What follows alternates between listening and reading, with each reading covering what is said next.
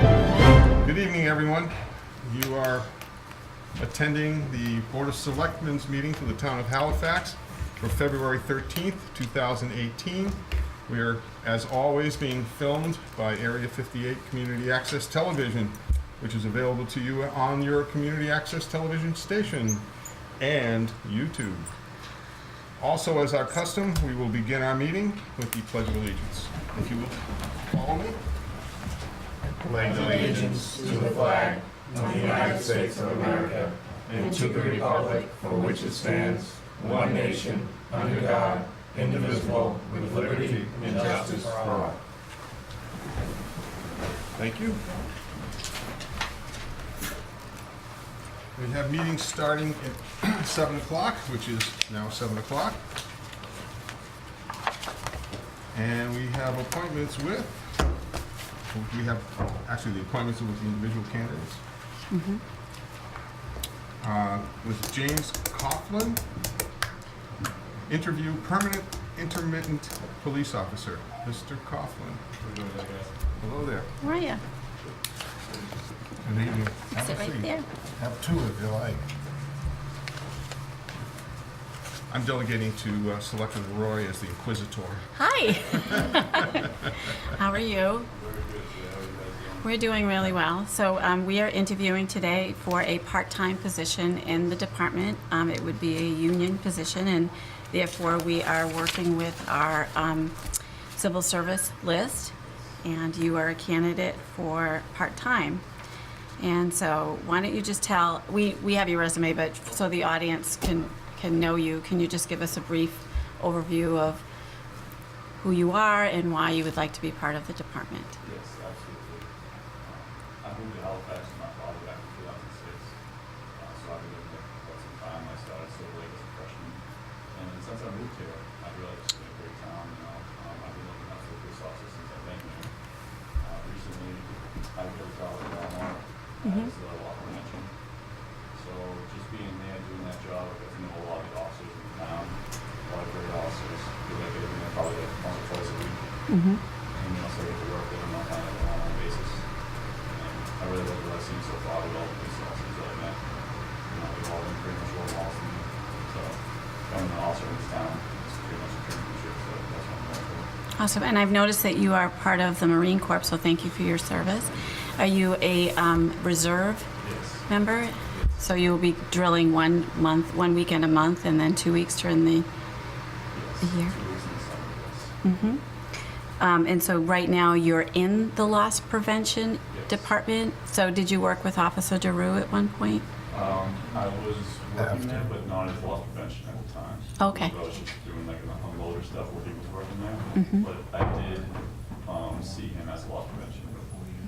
So this position, as you know, is part-time, and so you'll be filling shifts. And so do you foresee your future as being a full-time officer Yes, if the opportunity Yes, presented that's itself? my main goal in my career is to become a full-time police officer in Halifax. Yep. And I see here that you have a bachelor's degree in criminal justice and a minor in psychology from Bridgewater State University. Yes. And that you are a member of the Dean's List Society, so congratulations on that. So that's,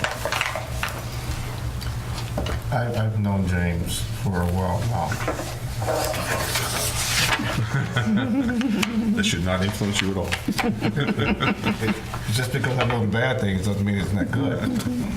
Now, I guess my major question is, there anything within your lifestyle right now would interfere with you reporting for duty if necessary? Absolutely not. You know? I was talking to a couple of sergeants during the interview, and the question was if they need me to be in the morning, will I be there? And my answer was absolutely. I'll be there whenever they need me. Being a police officer in Halifax is what I want for my main career. There's not really much that can get in the way of that. So any phone call anytime, I'll be in it somewhere. storms. Still on. I live probably about 30 seconds from the police station. I live over on Christmas Tree Lane. So I really have no excuse not to be there. I was reading over some of the comments, and everything was just so positive. It makes the decision really easy. Your background and your commentaries. Very good. Can I finish now? Oh, I'm sorry. I thought you were done. Somebody just step on me. I'm sorry. No. I guess the major question is, you know there are 3 candidates for this. Why should we hire you for this? What are the positive attributes that you would bring to the department if you were hired? That's a good question. I'll use an example of in-law prevention at Halifax, Walmart, something I've ran into. So being in that job, I find people in there who steal stuff that they need, well, not really that they need, but stuff like food. You know, I have people in there trying to take food. And in a situation like that, what I do is I know Lady Lake, they do food pantries. So I'll stop them, I'll bring them to my office, I'll say, hey, you know, Lady Lake, they do food pantries. You know, check them out, give them a call. You know, because doing that is better than in here getting in trouble for stealing. So just kind of trying to use positive reinforcement to kind of help these people instead of just saying, hey, you're stealing, stop it. You know, saying, hey, if you're stealing, I understand you're struggling. Try this as another outcome. So I believe using that kind of turnaround, I can use that as a benefit in my policing when I get the job. So just kind of the way that I look at things and the way I handle things, I believe that will help me and how I'm a little bit different than maybe others might be when it comes to handling situations like that. You realize in the atmosphere that we have these days, being a police officer, you know, almost like puts a bullseye on your jacket. So you understand that there are some hazards to being in the department. Yes, absolutely. I was on the police department years ago, and it's still at the same type of thing. I had a bigger window. So I don't have any other questions on that. I'll entertain the motion. I will make a motion that we appoint James Coughlin as a permanent intermittent police officer with the following stipulations: for the successful completion of the part-time academy, successful completion of the PAT test, and passing also the physical. Do I have a second? Second. All those in favor? Aye. Unanimous. Congratulations. Congratulations. Good luck in the academy. So, We expect great things from you.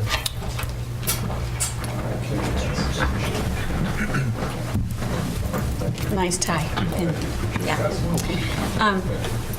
Chief, I know that we want to put them in particular order, so I know that on the agenda we had Richard Crespi next, but I think we need to put Andrew Lazinski next for, you know how we like to appoint in certain orders. If that's the board's pleasure, it's fine. Yeah. If that's okay, I think it's easier to do it that way for civil service. Yeah, right. No, I understand.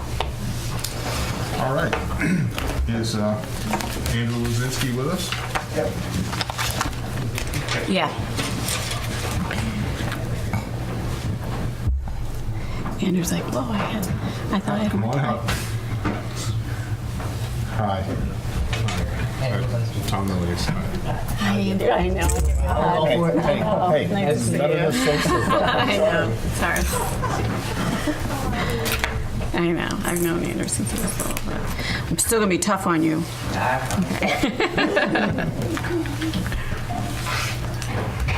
It'd be nice if this is the hardest part of your job. I know. Unfortunately, it's not. I know. You should get it. So let's talk about one of the hops winners. The reigning champ of hops.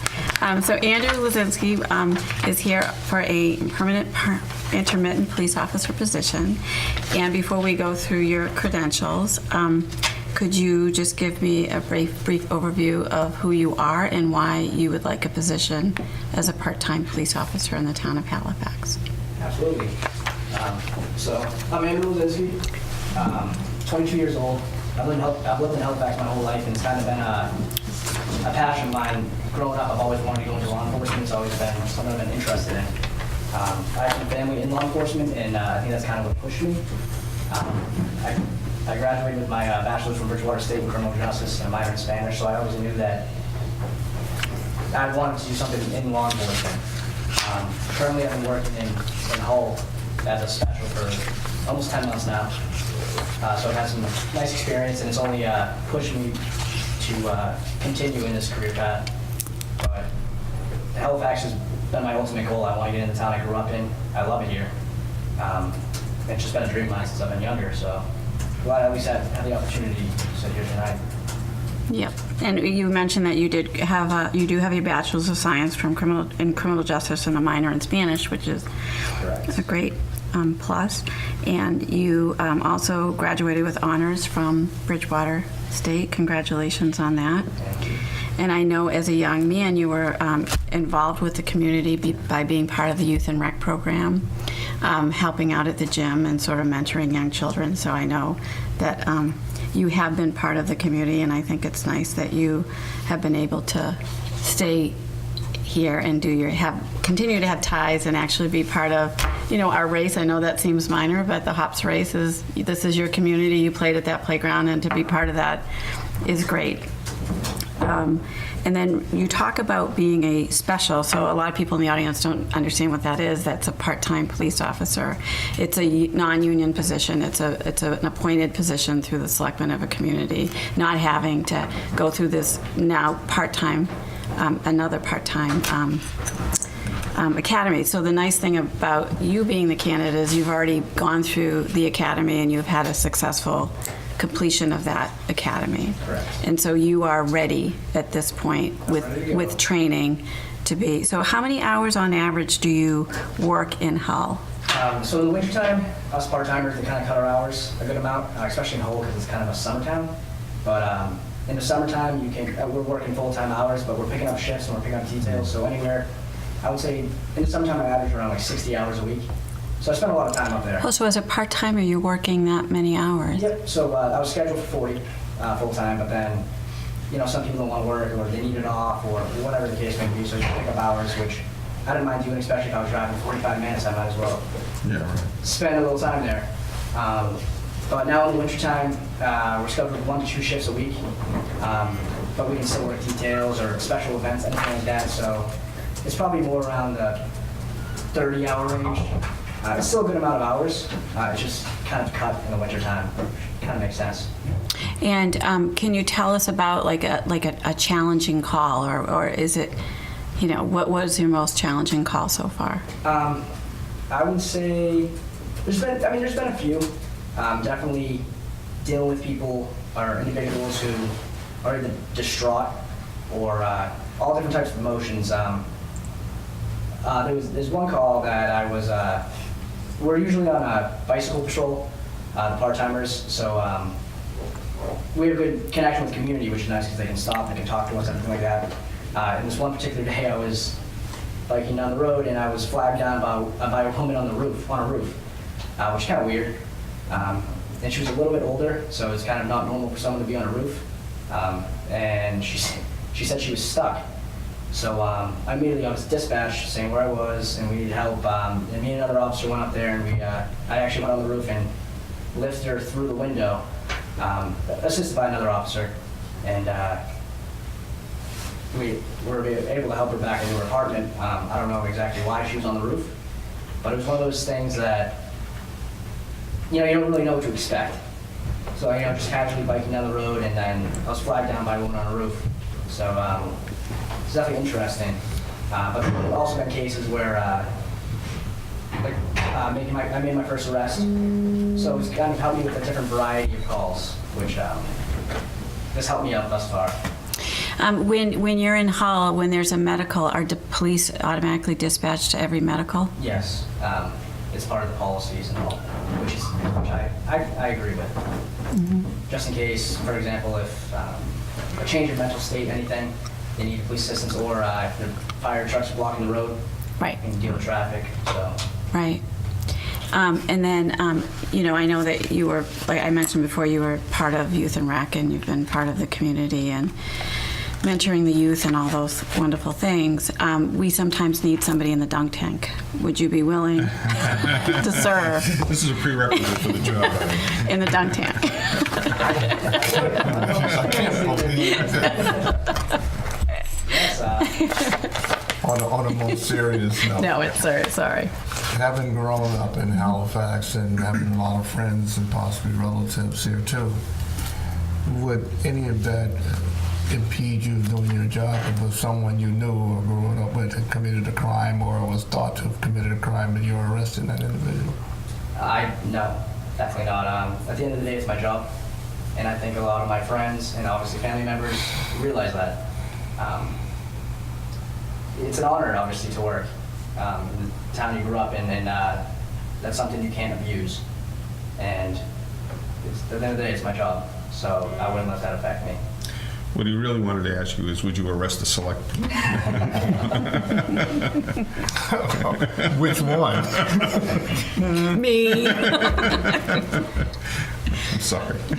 No, the last question I want to is of all the individuals, even though you're born and raised here, why should we choose you as a candidate? My work ethic. I love working. It's something I've always wanted to do. And I know that this is the career I want to go into, and therefore I'm going to work at it. And I think it's going to make me successful in the long run, especially for this department. Thank you.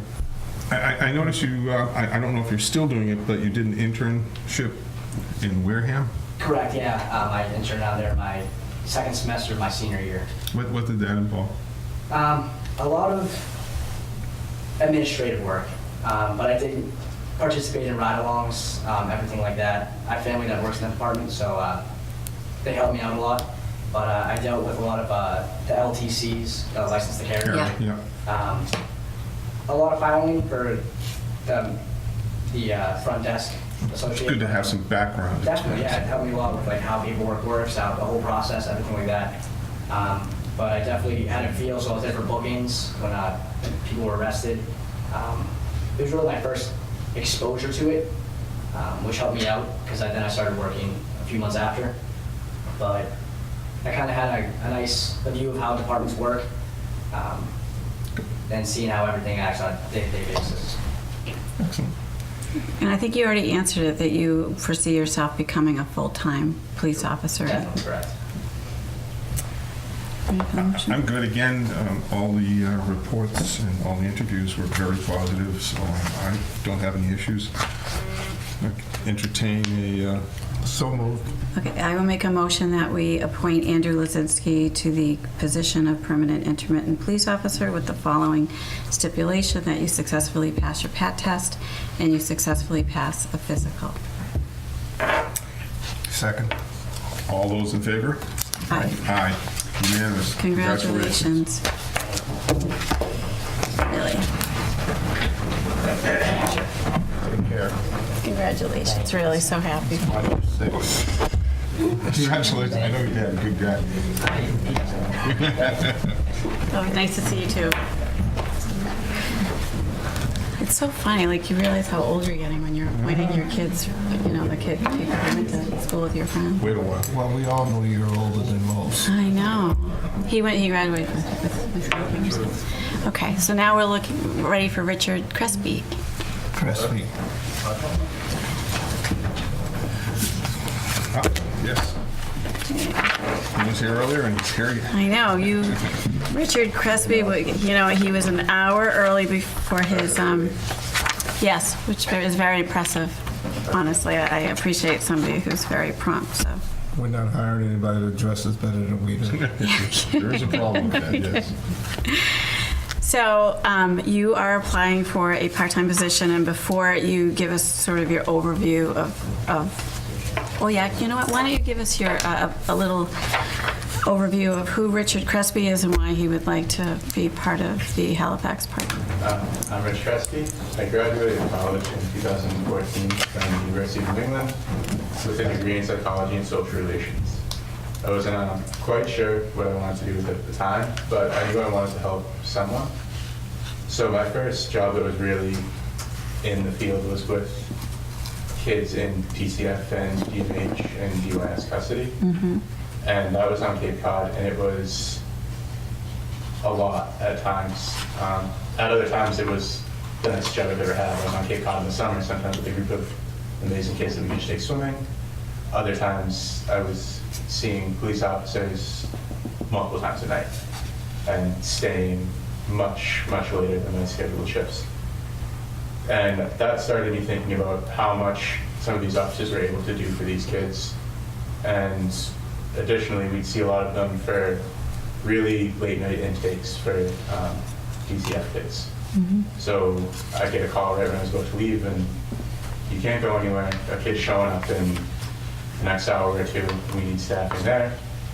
And you have to stay and see this kid in their worst moment with officers and sometimes paramedics who are just amazing at their jobs. And that's when I really started to look at it from as like what I could be in that position as well, and really started to consider it. And then I took the test and came up here to start trying to get that really focused. I'm working at Cardinal Cushing right now, which is a school for kids with mental disabilities and special needs. And I've got a kid, I haven't actually told him I'm doing this yet because I didn't want to get his hopes up, but his biggest dream in the world is to be a paramedic.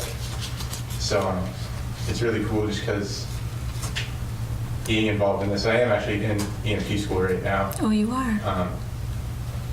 Yeah, technically right now. When I leave here, I have to go there. And just being able to like interact with them that way, and I'm going to be able to like help them and be that like hero for them is amazing to me. And I think it's an amazing job to have.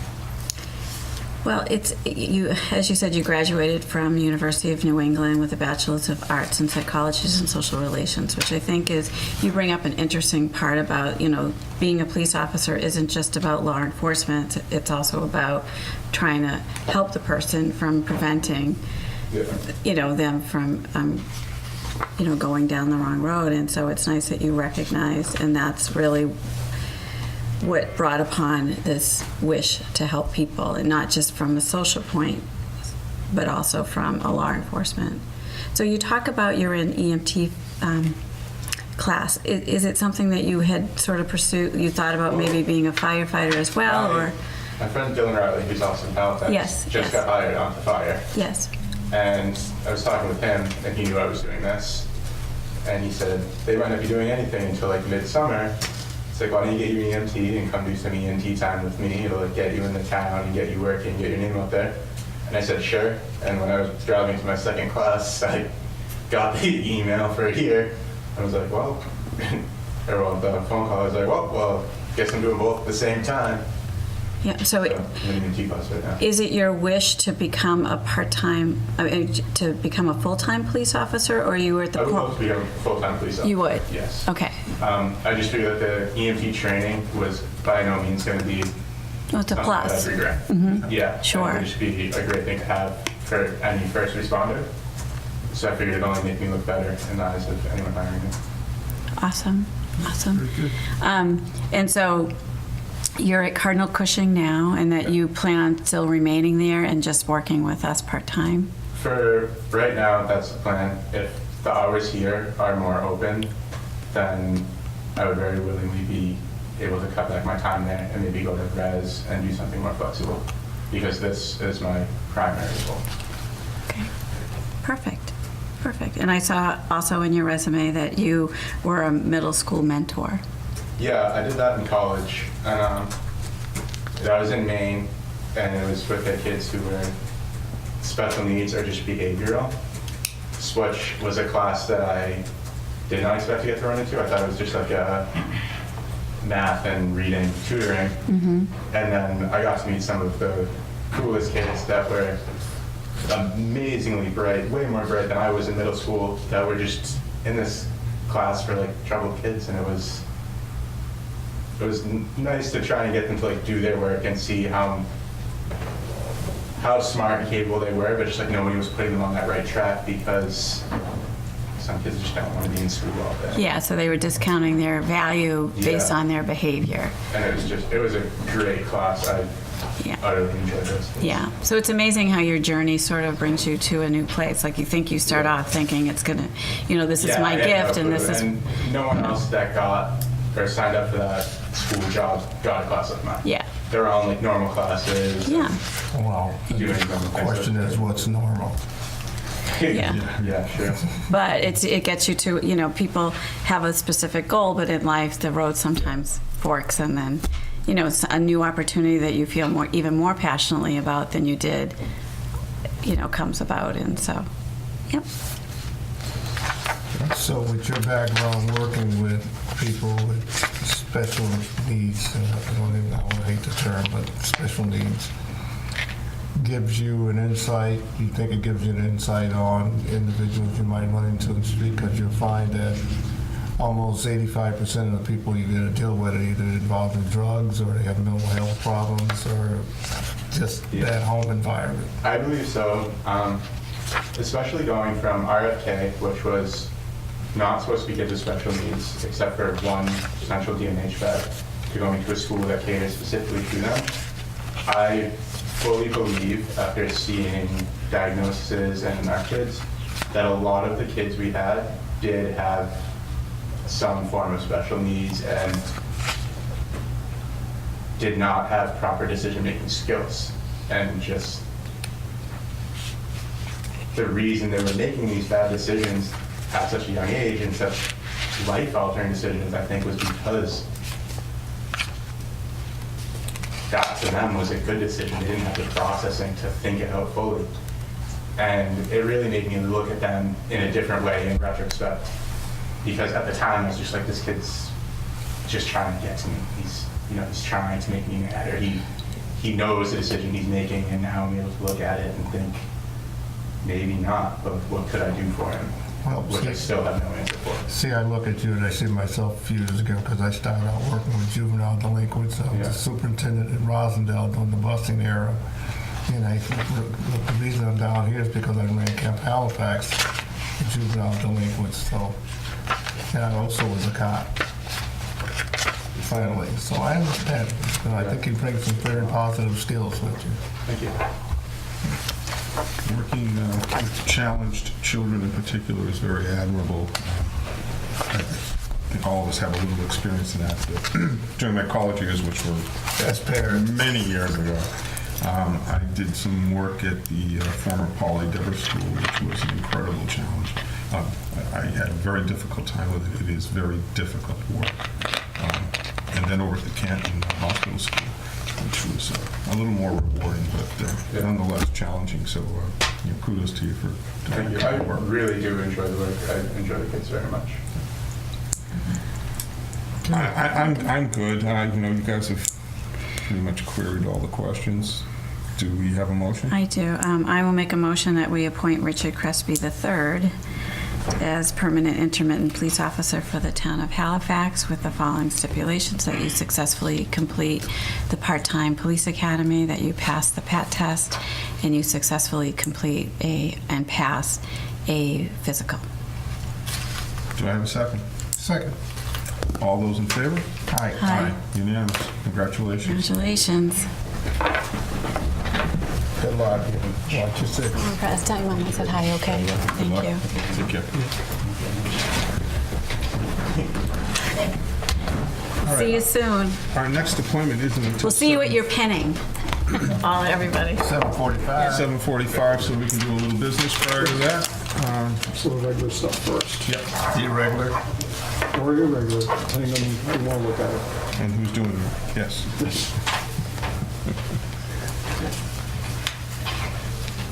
Mr. Karen? No, we'll go with the agenda first. Regular session. Everybody want to make any changes to the agenda? Just to confirm, And besides, confirm what we've already... we'll have the executive session later, obviously possibly on the grievance hearing, but we'll also have an executive session later tonight on negotiations. Go into specifics on that. Yep, short of that. We're all good with the agenda? Yes. All those in favor? Aye. Selectmen minutes. Has everyone had an opportunity to review the selectmen minutes for January 9th and January 23rd? Yes. I'll make a motion that we approve the regular sessions for January 29th and January 23rd. Second. All those in favor? Aye. Aye, unanimous.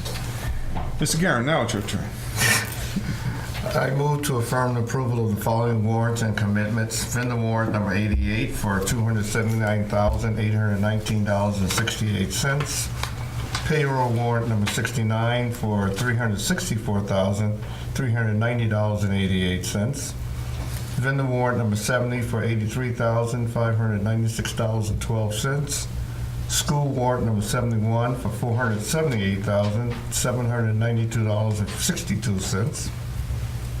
Withholding warrant number 72 for $138,110.02. Ambulance commitments, 1C for $19,824. And ambulance commitment 2A for $51,959. Second. All those in favor? Aye. Aye, unanimous. And move to approve the following warrants and commitments. Vendor warrant number 73 for $163,973.25.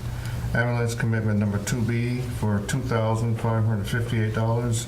And mobile park fee number 2 for $5,160. Do I have a second? Second. All those in favor? Aye, unanimous. And move to approve the following selectmen bills. Town Hall electricity, National Grid, monthly electric bill, $2,509.43. Youth and Recs concession stand expenditures, $20.55, National Grid. Selectmen's expense account, WB Mason Company Incorporated, invoice dated 1/19/2018 for $16.62. Law account, KP Law PC, professional services through December 2017, $1,032.50. Law account, Attorney Lawrence Mayo, PC, professional services, general counsel, service for January 2018, $681.25. Law account, Dush, It's okay. Williams, Brooks, and Durenis and Holland, PC, $1,040. Recruitment and employment and training, bid Plymouth Occupational Health, dated February 2nd, 2018, $865. And the final one is for insurance, MIA Property Casualty Incorporated, $768.92. Submitted. So I will second all of those, but I will abstain from Maya because I serve on the board. So noted. All those in favor? Aye. Aye. Almost unanimous. Okay, we're going to move on to, Yeah. Well, I'm going to recommend the board, I know there's a number of people here who are interested in the host community agreement. I know we have a 7:45, I think that's going to take about 60 seconds, so if the board wanted to start the discussion on the HCA now, when we get to 7:45, we'll have to take a minute break to deal with that and then continue. However, my hope is, because we have the other appointments on the agenda, we're going to need to, I know that we're coming to final decisions today. I don't think the board's planning on that, but there's a limited amount of time unless people are going to stay here until 9:30 or 10, because I suspect the reasons here, it's going to take a while. So if the board wants to go off on the HCA now, that might get some people home earlier than they might otherwise. Oh, well, we gotta be out late. doesn't get us home early. That's the blood. No matter what you do, you're not getting home early. In that case, does anyone have any I have no objections. objections? So where things stand right now is that Four Daughters, which is an operation that is interested possibly in building a cultivation processing facility on River Street, had proposed what's called a host community agreement, an HCA. They had obviously done a public forum with the board, stuck them back in November. The next step in the process, if the town wanted to move forward, was in fact to put together an HCA. They sent a draft. Town council's gone through it several times with myself. The current state of the draft is with the board at this point. I'm not expecting the board, for instance, I don't think anybody else is, to sign off on this tonight, but we did get a couple of comments from people as part of, the board instructed me to just basically put it out there that if, put the draft that was sent by Fort Artis out, get some comments. There may be people here who want to comment. I didn't specifically invite people for that purpose, because we weren't going to have another public forum. The board indicated that. But we did get a fairly lengthy letter from Leonard Testino on a number of concerns, which I think, because he was dealing with the earlier draft, a number of them have been met through changes presented by town council. Also, Deborah Winowitz, who's also a resident, she wrote to say that she opposes the HC in any form because she does not want Halifax to have any sort of facility because of moral and ethical reasons. So her objections aren't specifically HCA, it's more having any facility. At this point, I mean, obviously, it's up to the board if they want to take comments from anybody who's here, but I mean, once the board wants to move forward, I'll publish the current draft back up on the website again, and you know, that might evoke more commentary. But I think the next thing, unless the board wants to do something else after tonight, is to send the HCA draft back to Four Daughters for any possible changes, and then revisit this at some point in a future meeting. No, let me straight you, correct me if I'm wrong. Has Four Daughters been recognized by the state yet as an entity?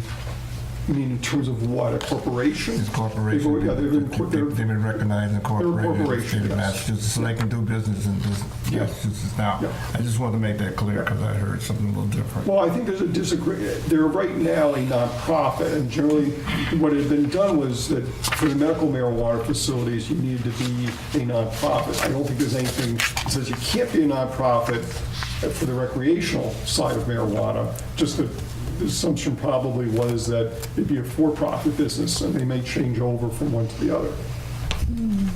Okay. Bless you. So should I open it up to comments? Does anyone have anything they'd like to bring forward?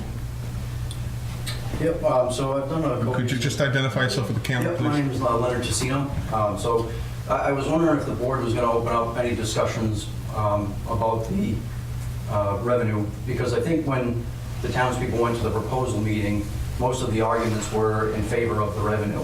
And I think that now that Four Daughters has shown what they called in the proposal to be a host community fee is now a community impact fee, which I think brings a lot of stipulation. And I don't think that it's the flat fee that I think a lot of us had expected. And I know we also discussed at the proposal meeting that the town didn't yet have a plan for the money. I've actually reached out to the Cannabis Control Commission to get some information on them surrounding the community impact fees. And I think that it's a lot more restricted than I think we had discussed at the proposal meeting. So I have some things that I would suggest could be part of that impact fee. And I think there are some things that we talked about at the proposal that weren't even on the table that I think are more related to the impact of the facility than I think things that had been mentioned by the board or otherwise that the money might have been useful, even though it wasn't a finalized plan. So I think it would benefit me and perhaps some of the other townspeople that might be against it to have some input on what that plan for the money will be and to be able to actually extract that out, because I know that the Cannabis Control Commission, at least from what they've told me, are aware of what they're calling uses to the marijuana facilities through these contracts, because they're so new and the laws are so new, and the Control Commission doesn't really have their feet under them yet. So I think the worst case scenario for the town is to assume we get the 3% flat fee of the products, and then the Control Commission gets their feet under them and determines that that money is invalid, and the town would wind up having to pay for it, which has happened in the past, not with marijuana cultivators because they're so new, but with other impact fees from other developers. So I know I would love some input. I've always liked to see the new draft, because there were some things in there that were outside of the revenue piece in relation to the Massachusetts General Laws 94G, but I wanted to see if that was an option. Oh, yeah. Yeah, absolutely. I mean, it's a work in progress. We just, as Charlie mentioned, we haven't gotten that far yet. I mean, we've got a draft agreement, but there's some tweaking that needs to be done. We individually, I think, had some questions that we wanted addressed as well, and we always welcome input. You know, that's a given. I think one of the things on the money issue, it's going to be interesting to see how this plays out, setting aside the 3% for a moment, but I'm not sure that, for instance, we can necessarily direct a revenue stream to a third party in the sense of that if we're trying to help in a butter, for instance, that the money be directed towards alleviating problems for the abutter. Now, it could be that as part of the requirement of a site plan and the special permit, that if we need noise reduction, if we need odor reduction, if we need to put in restrictions on lighting and such, that's not part of the money agreement. That's part of site plan review and the special permit through the ZBA and through the planning board.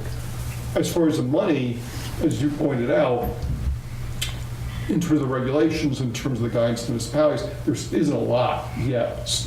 There's sort of a big gap as to what they'll be allowing and not allowing. Outside of that, that if we say, in fact, there's a cost, setting aside the 3% for a moment, but if we say there's a cost, we'll have to document that.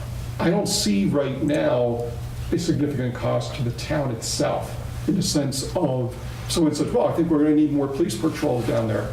I suspect that's going to be the most secure facility that we have in town, simply because the amount of security in there will be significant, and it's going to be part of the requirements of any sort of special permit. Same thing, said, well, we're going to need more fire protection. Again, I tend to doubt it. They're going to probably have more fire suppression systems there than almost any other building in the community. So I don't, in terms of the actual expenses for the town because of a facility like this coming in, I think it's going to be minimal or close to zero. How that's going to relate to the 3% is going to be interesting, because this is where we'll see how everything plays out. The law doesn't strictly say that the amount of money that's received must equal the cost. There has to be a reasonable basis between the two. No one pressured Four Daughters to come here, or when Four Daughters came here, that the board of selectmen or anybody else, any town official said, well, you must give us 3%. In fact, the original proposal that Four Daughters brought in said, hey, here, have 3%. There was no pressure, so there's no abuse in that fashion. I understand there might be in other communities, somebody might say, we demand the 3%, and we won't give it any okays or permits unless you give it to us. That wasn't the case here in Halifax. So if Party A, Four Daughters, and Party B, Halifax, agree that there's a reasonable connection between the two, even though the amount of money coming in is very different than the amount of money we're spending, it'd be interesting to see if a third party out there can say, well, we don't think it's reasonable. And that might be the Cannabis Control Commission, but they haven't even gotten that far. And also in the actual agreement, if the two sides can't, if there's a section that, in essence, the Cannabis Control Commission says, sorry, you're not getting 3%, that's going to invalidate the entire agreement because of the material burden on us as a town, not because it's costing us money, but our expectation was we were receiving a certain amount of money, a substantial amount of money, and that if that's not coming through, then the ACA goes up, I would say, in smoke. But I mean, I think the board's willing to listen about then how to use that money that we do get. I know initially, in my thoughts, is I do not want it to go to operations of the town. The reason is that we don't know what the market's going to be like. It's like predicting gasoline prices or oil prices. We don't know how big a market marijuana is going to be. We don't know what the pricing is going to be. And to depend on that as a substantial material revenue source for the town for its operations, exactly. It's like the oil countries trying to base their national budgets on the price of oil. It won't be this. Our property taxes or state revenues and such will still be the substantial portion of budget, but I'd hate to find out in a year that we were depending on, making the numbers up, $300,000 and only got 175, but we were basing our budget on $300,000. And suddenly we're in a deficit, we gotta lay people off because we erred. One of the other problems, in terms of spending on operations is, okay, we're gonna lower the tax rate. The problem with that is there's no certainty of doing that. The reason is, if town meeting, you have 10 people with an article at town meeting who want to spend money, and the folks who show up at town meeting say, yes, we want to spend the money, Where's we're it coming stuck. from? Well, it'd be coming from this. You can't specifically just stop the tax rate at a certain point unless town meeting agrees with it. What we have are liabilities. We have the retirement liability, which we're trying to pay down. We've got the OPEB, which is the other post-employment benefits liability, which we're going to need to be paying down, which we've started on that too.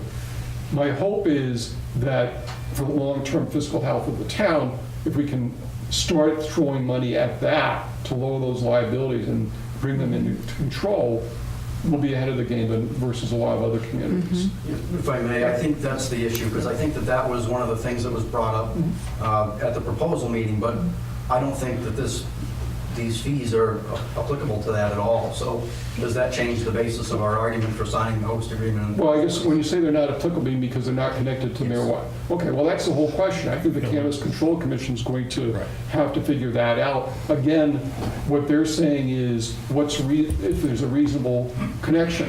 If they're saying that if in fact they're going to interpret it, it's saying that the only money that can come into the town is the money the town's spending dealing with that, then it's not going to be material in any case. What you'll have is a facility that, besides the property tax revenue, I know that there's mention about nonprofit, there are clauses in the contract that in fact were suggested that are now in there that would ensure even if $4 remains as a nonprofit, they'll pay the normal amount of property taxes. Yeah, but Charlie, Yeah. I see it as either way, whether we put it in general funds or whether we put it in the special funds. If the Cannabis Committee comes down and says that money can't be used for anything, even in general fund, it can't be used. What they would With say is property tax. we'll never see it, is what it Yeah. comes down to. The property tax we could spend Right, any way we want. But it won't, but the question for, I think, for many people in Halifax would be, is the property tax revenue sufficient revenue to say, okay, Yes. we're going to have a growing and processing facility here in Halifax. If you say to us, we're going to get 6 figures, well, Right. maybe that's worth it. If we're going to get 5 figures, Right, we have to figure that out. We also have to remember that this is an industrial zone property, and there could be anything that could come up. right. Tire recycling company. Yeah, we've had some very odd proposals for that property, which is kind of frightening, but that's another story. I'm sorry, go ahead. No, but you can believe that we take it very serious. We're looking out for the benefit of the town, any decision Yeah, I we don't, make. yeah, I don't doubt it. And hopefully we'll be able to check with those people who have some, quote, expertise in the field, to make our decision based on that. But it would be for the benefit of the town, whatever decision we come down to. And as Charlie said, we don't know because we're in limbo right now because the agencies that are responsible for it haven't even got their feet on the ground, as you stated earlier. Right. So we don't have a whole lot to base a decision on except for the money. Does the town have any timeline that they anticipate signing the agreement? I'm going to have to stop this because we've passed 7:45 and there's Just a... for a We'll pick minute, it right for a back up. minute. But we can come back. Yeah. Okay. But those are awesome questions. Is anybody here for the revocation hearing for Evergreen Beverage? Okay, so I'll just... This will be super quick. Be very brief. So Evergreen did put in a down payment toward their back taxes. They did sign an agreement to continue to pay down their back taxes at a rate of $1,100 per month. Next payment will be due on March 13th and April 13th. As part of the agreement, they also will have to stay current on their current taxes. So when the May 1st tax bill comes in, they'll have to pay that. So because the problem is that the $1,100 isn't enough to pay down the taxes and stay current. So what I'm going to recommend to the board is that the hearing be continued to 7:45, I believe, on the 24th of April. That will give them a little time to stay organized, deal with other See some situations. history. Right, and this way also, I don't have to go through the whole notification process. I will send them a letter, just reminding them, we're having the hearing's been continued, but here are your requirements, your March 13th payment, your April 13th payment. We'll check with the collector's office at that time. You're still subject to revocation if you don't meet the stipulations of the agreement, if that's okay. with I'll make the a board. motion with that we, What he said. with Charlie said. So we make it quick, yeah, what Charlie said. Yeah. So, go ahead. So we continue. Second. All those in favor? Aye. Unanimous. Thank you, all All right. right, we can jump back. So those are all really wonderful questions, and I really want to thank you for taking the time to make those phone calls, and also for coming to the Finance Committee meeting and being here tonight, because you're engaged, and that's really so important that. Because now we're going to start promoting you for town board. I know. Well, he already knows that. I took his Oh, okay. Just making fingerprints. sure. And I'm picking him up at the train Get his station. blood type to make sure you're okay. Picking him up at the train station on Monday nights. Anyway. Yeah, so, I mean, I guess in closing for me, I just hope that if we do have some time and the board is contemplating that perhaps the residents can have some input. I mean, I have dug up some examples of Perfect. other HCA's that could We do nothing but encourage input.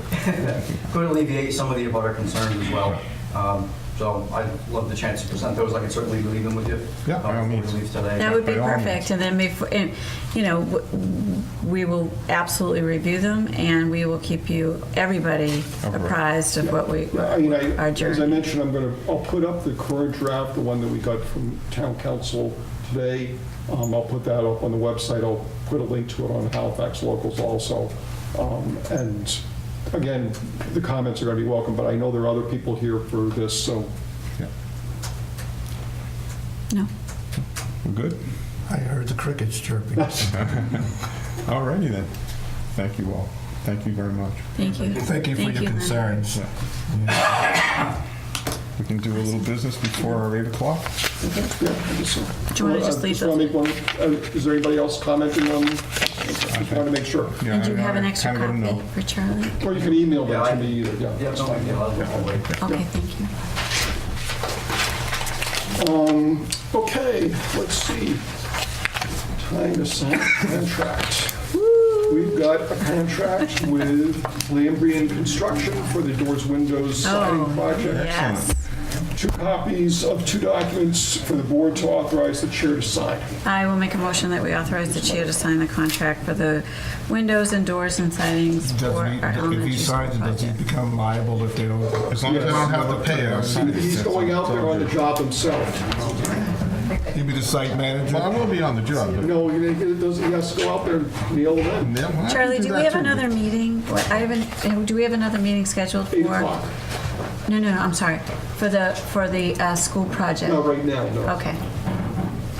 Yeah, I mean, right now, there was a meeting with the fire chief, Yes, I the saw building that inspector one. and such Yes. concerning the fire suppression Yes. system. They've updated, he wrote up some notes and everything like that.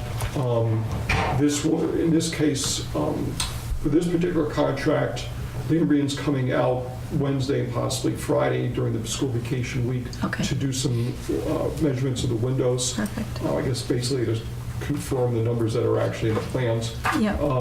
And I know that they've been talking with Matt Durkee about doing that. For the fire suppression system, we're closing on what's called the 90% drawings.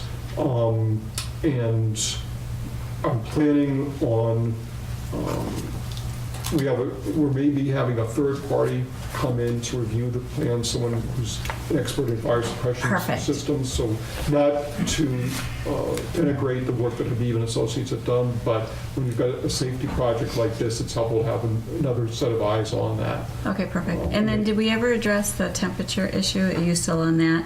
They were going to retest the temperature of I don't know if they went. The ceiling what they temperature did is back to. on. Okay, all right, I just wanted to make sure. And I am starting to get your emails again, Charlie. Oh, good.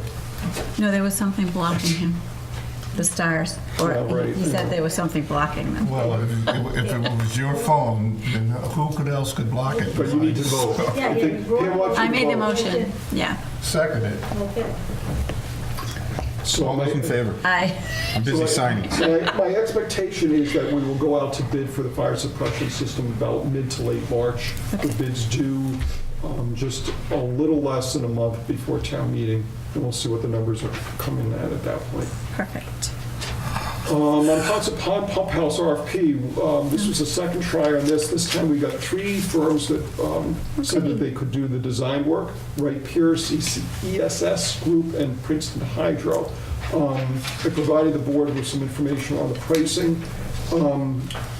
My interest right now, obviously, is just to get to a conceptual plan level with a cost estimate at that point. But having reviewed the 3 proposals on the price and not price side, Wright Pierce, if we went with them and went through the entire project with them, their price was $270. That was design. That was all the design work, not the actual construction of the pump house. Right. Not something we could afford. Yeah, well, I mean, for instance, they wanted $71,000 for construction administration. Just for administration? Yes. Just what? Right, well, sort of, I'm thinking, okay, how much are we spending on the fire suppression stuff? Right. So I had to rule them out. So we had 2 left, which was the ESS Group and Princeton Hydro. The ESS Group had proposed more of a feasibility study, not it's really a Wow. full package. I mean, we allowed that in the sense of we're looking at all options, but the work would be less than what Princeton Hydro would do in the sense of the actual product we would get back. And Princeton Hydro's... We have a relationship. We've worked with them we've worked with them before. They've done a great and job. they came in at 38. ESS Group came in at 35. Given that, I like Princeton Hydro's Yeah.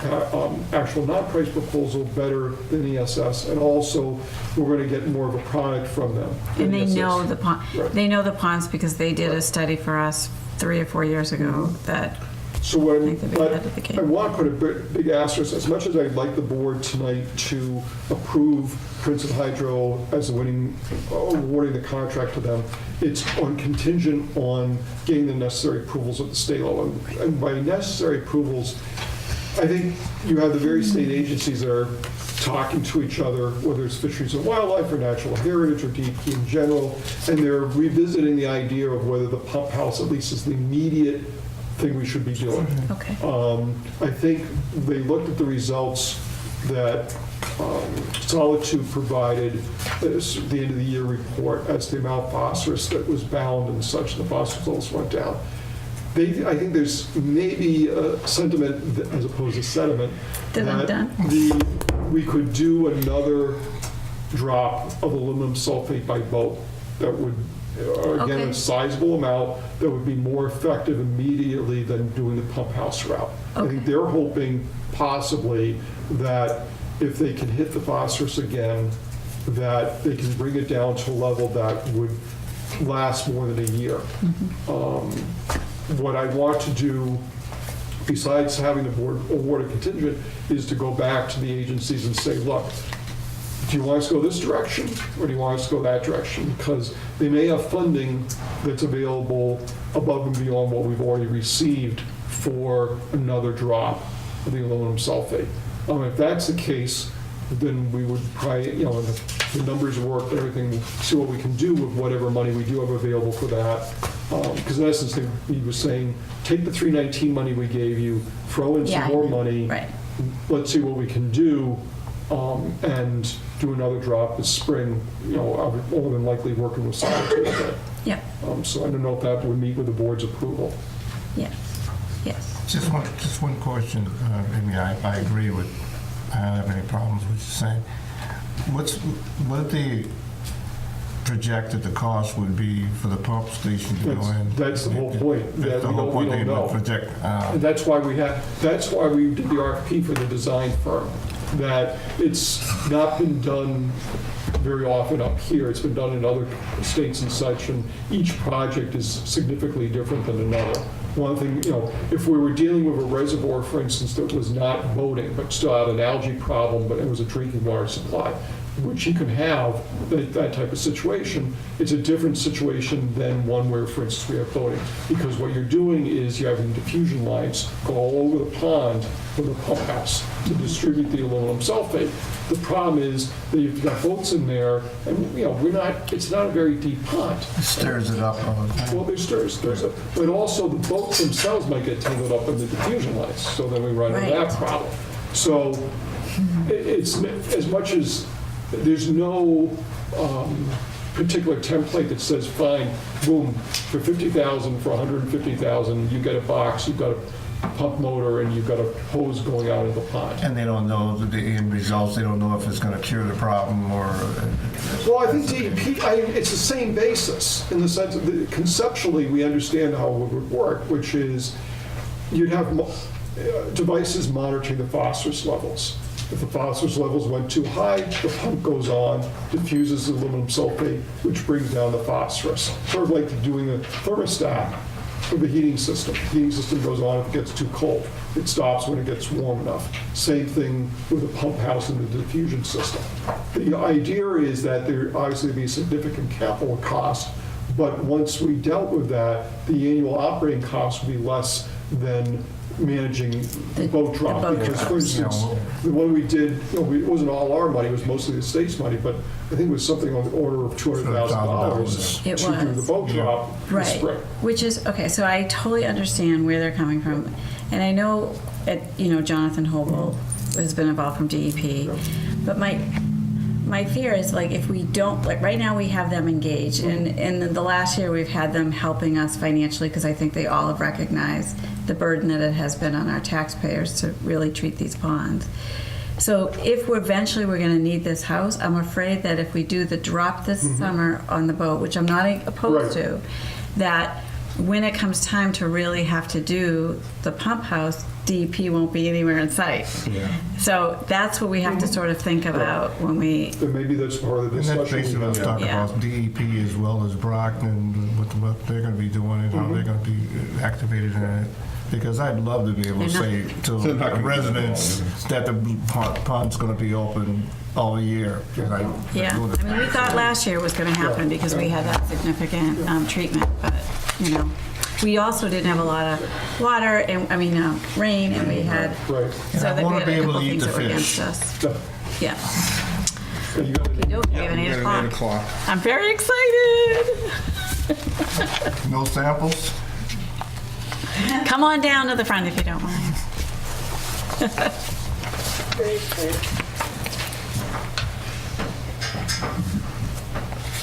I'm trying to, and I'm Greek. He's totally Greek. He speaks Greek. Fully cognizant. This guy is very smart, I have to say. I know, right? Hearing him is a treat. Well, that's why we have him. This gentleman, I I'm know smart. from the 60s and 70s, because I grew up in Rossendale. Good evening. Oh, I, You want one of those three? What's that? and your name is Nicholas? Nicholas? I'm Nicholas. That's Nicholas, and that's Polyclonus. Correct. Fully grown. His I could get. Yours I was stumbling, and like I said. Okay, you're going to be Polly and you're going to be Nick. You dialed your accent about 40 years ago. Yeah. Paul? Paul, okay. Okay, well, let's start off. You gentlemen are here for? We're here to take over that closed pizza shop that's, that one. Yeah, in the Welch Church Plaza, which Yeah. was back a number of years ago, it was Halifax Pizza, then it went to Bella's, then it was Mr. Pizza for a few months, and now. And it used to be John Shay's barber shop way back when. Way back when. In the good old days. Yeah. Mr. Pizza was only a few months. No, it was longer than few that. months. It was about a year. It was about a year. Yeah, I think it was like this past fall. I was about a year. No, I know that because my son goes there all the time. So we're gonna take that over. And I like the wings, so I was there. Yeah. Out of curiosity, are you taking the lease over as well, or are you Every day. subleasing it from No. Tony? We're working with the landlord. Good. Oh, good. That's a done deal. Good. Okay. So we're just gonna go in there, clean it up. Before we touch anything, go to Mr. Robert upstairs. Yes, you will. And Dryden also. bring him down and. Yes, Miss if there's Dryden. any alter- Yes, that's true. I didn't mean that. No, these- her, Kathy. Kathy Dryden. She's not Kathy here. Dryden, she's the health She's agent. our her. That's Yeah. who you really have to deal with. Oh, you'll. Correct? Yeah. Yes. Oh, No. Very knowledgeable. You will. And just, you have a shortage of Greeks other than yourself in this town, but Yes, we're definitely a minority in this town. oh, wait a we minute. need a couple more. What is this? They can't be the only minority. All right. I've been doing this for a long time. You have, so you have a restaurant? Famous I Pizza's did, been around I for did. a I long did, time. between, so I got rid of one, that was in Brockton, and Whereabouts? it was Goodfellas, it was in Brockton. Oh, yeah, On, up on Pleasant Street. Yeah, so that's sold and gone, and had enough of that. I was there for 20 years. I like towns. I said, next place I go is in a town. So this came up for me to look at, and Wasn't that originally Jimmy Calenzidis' place? no, I started that from scratch No. back in Oh, '96. 6. So Jimmy Calenzini, I know him too. He used to work for my dad. Yeah, really? Oh, yeah. Wow. All right, I'm going to ask the million-dollar question for the residents of Halifax. When do you open up? No. Besides that, I know you've got pizza, and we all love our pizza in Halifax, as we know. Tell us about the seafood. It's fried. What do Yeah, you want? good. Fried haddock, fried scallops, fried clams. Bellies? Is that deep fried, Strips. table fried? Many years ago, we had a fish entrepreneur Yeah. who had a hell of a business when we had half the population. And this is something that's been lacking. I think you find may, that there's no roast beef in this town. Are you going to have roast beef? Yeah, we're gonna do Like what kind of roast beef? Just like, oh. No, are you doing this for the town or doing No, it for your own purpose? No, these are the things that the people in the Yeah, Facebook want to no, just know, give them a right? menu. The people in the Facebook. You guys coming down Thursday, and we're gonna work on some menus. Well, you should like survey the people, because honestly, But if you look at every other pizza place around, you know, it's the budding competition, it's all the same thing relative to every other pizza shop. we need a good salad Needs- though. Well, yeah. that's And I right. don't want a packaged dressing. No, we don't do packages. How come you yeah, he's agreed. I make my dressing in a wok with the drill, so if you want Okay, to watch, you okay. can watch. You know, See, I you want know the the same- secret to the dressing, right? I do. I want the same number of I was pizza gonna tell places it to in you town that afterwards. we have liquor license. Okay, so you guys are short. 3, No, 4, no. more than that. So the key to your success is to have, more than just I think pizza. the key to Sure. success in any pizza shop. Serve good food and have good prices. You know, I'm bringing my cousin with me as a work-on partner. It's a and, 24/7 business. Well, you know, if you can run it right, and that's the whole key to it, then you're successful. If you don't run it right, and you just, you have to fly be by the seat of engaged. your to get pants. it. Fly by the seat of your pants, and I was, Yeah. somehow it gets derailed. Okay, onion rings. My cousin does them in the North Shore, he batters them, he freezes them, he brings them all to the roast beef places, he's too far. You had me at hello. That's the way to go, yeah. You had me at hello. We fresh onions, you know. Actually, when he first outfitted the place way back, when he rehabbed it completely, he did a pretty good job Bellas? outfitting it. I don't know if he took anything out after. He didn't take anything out, Bellas. everything is still in there. He You did? did. It's going back. Yeah. And the seating in there, there's not a lot of seating. There's not. So we're gonna see if we're gonna push some takeout and some serious delivery, and, Yeah. Take on delivery, that's, Oh, you're going to do delivery. That's big. We'll go deliver. that's the trend. I mean, you know, Do we get thumbs up in the audience? Push delivery, yeah. Well, do you pay real high for a guide to show you around town? What's that? We've been cruising around for 4 hours. You have? Yeah. I took him down to Plymouth Rock, yes, I've been to Plymouth Rock. We went all the way down to.